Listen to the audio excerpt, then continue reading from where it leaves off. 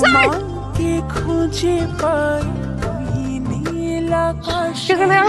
এই মাত্র যে বাসটা গেল, এই বাসটা কোন দিকে যায়?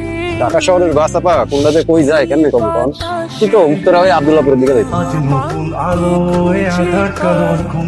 তোরে কি কিছু বলবি?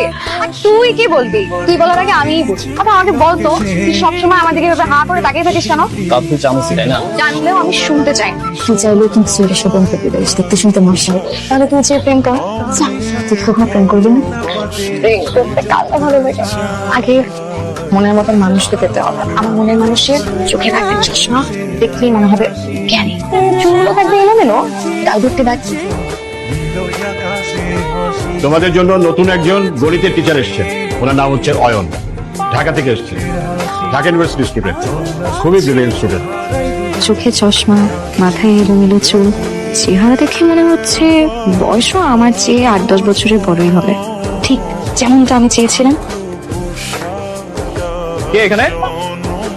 কি হলো, তোমরা এরকম টিচার রুমের সামনে ঘোরাঘুরি করছো কেন? কোনো সমস্যা? না স্যার, আসলে ও সকালে কি জানি একটা হারিয়ে ফেলছে, খুঁজতে আসছিলাম। ও আচ্ছা, কি জানি হারায় ফেলছে, জানো না কি হারায় ফেলছে তাই তো? স্যার আসলে আমরা আপনার সাথে দেখা করার জন্য আসছি। আমার সাথে?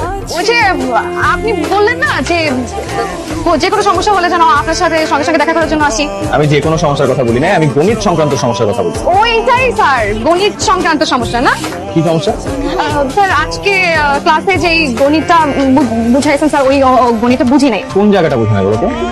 জায়গা বুঝি নাই, কিছুই বুঝি নাই। ক্লাসে এত অমনোযোগী থাকলে কিভাবে বুঝবো অঙ্ক? আসো ভেতরে আসো, খাতা কলম নিয়ে আসো, বুঝাই দিচ্ছি। আমি 100% শিওর স্যারের গার্লফ্রেন্ড আছে।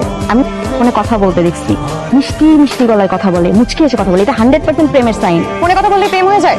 মায়ের সাথে কথা বলতে পারে না? হ্যাঁ, কই? ওইদিকে। কি হলো, এরকম দৌড় দিল কেন?